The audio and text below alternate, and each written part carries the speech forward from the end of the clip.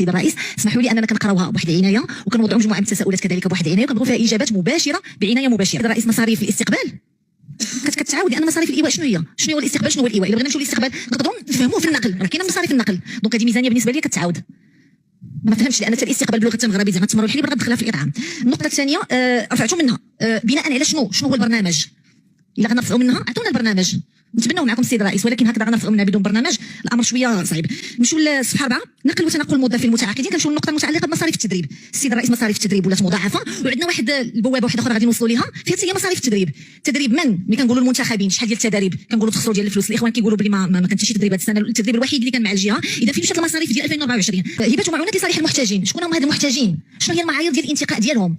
شكون اللي كيشرف على هذه العمليه ديال يعطي لهذا وما يعطيش لهذا؟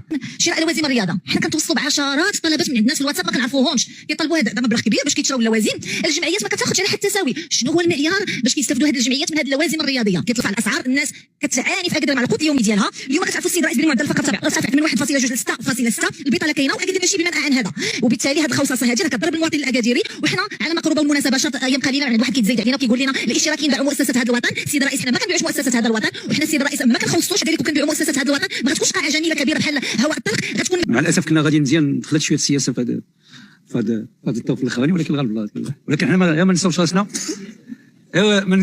ما نساوش راسنا بانه الهم ديال المواطنين هنا في اكادير يعني هو نهتموا بهم ديريكتومون ونحلوا المشاكل ديالهم. انا بغيت زعما غير باش نوضح بعض الامور. اما المسائل السياسيه سمحوا لي، الليبراليه ولا سوسيال ديمقراط، كتعرفونا حنا ودي سوسيو ديمقراط، وفي 3 سنين درنا من اللي ما دارش 30 عام في هذا الشيء ديال المسائل الاجتماعيه، وهذه ماشي هي بلاصه السياسه، والسياسه نديروها مع لي سينيور في بلاصتها وكنعرفوا ندابزوا معاهم وكيعرفوا يدابزوا معنا. السيده رجاء. السيد الرئيس المحترم، انا بغيت ناكد لك على اننا حنا كنديروا السياسه وجينا من احزاب سياسيه من داخل انتخابات سياسيه. اليوم السيد الرئيس انا كنحمد الله ونشكر على نعمه الحزب ديالي وحزب الاتحادي الاشتراكي للقوات الشعبيه، لانه كيعلمنا نكونوا سينيور فاش كنكونوا في صفوف الشبيبه الاتحاديه. سينيور غادي نحتفظ به كموقف من رئيس مجلس جماعي، رئيس حكومه، امين عام لحزب التجمع الوطني للاحرار، لانه كيبين الفهم القاصر لمفهوم المشاركه السياسيه